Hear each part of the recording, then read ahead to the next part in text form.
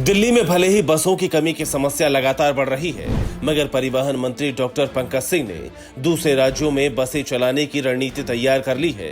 प्रमुख धार्मिक स्थलों के लिए डीटीसी की लगभग 100 बसें चलाने की तैयारी की जा रही है।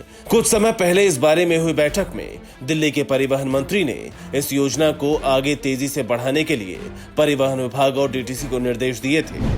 कुछ माह पहले दिल्ली परिवहन निगम यानी डीटीसी की बोर्ड बैठक में इस परियोजना पर मुहर लग चुकी है। अंतर्राष्ट्रीय रूटों पर चलने वाली इलेक्ट्रिक बसें दिल्ली से सटे राज्यों के करीब 17 रूटों पर चलेगी। इनमें हरिद्वार, ऋषिकेश, वृंदावन जैसे प्रमुख धार्मिक स्थल भी शामिल है। इन रूटों पर चलने के लिए नई बसें आएंगी।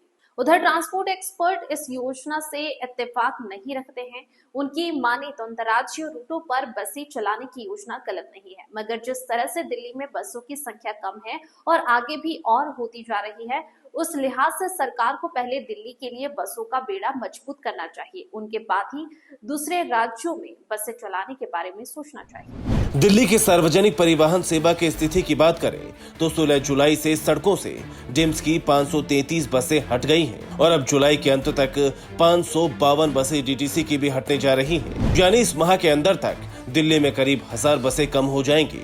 ऐसे में माना जा रहा है कि बसों की कमी के कारण जनता को भारी परेशानी का सामना करना पड़ सकता है। जुलाई ही नहीं, आने वाले कुछ महीनों में भी इसी तरह बसें कम होती जाएंगी। Bureau report, P24 news.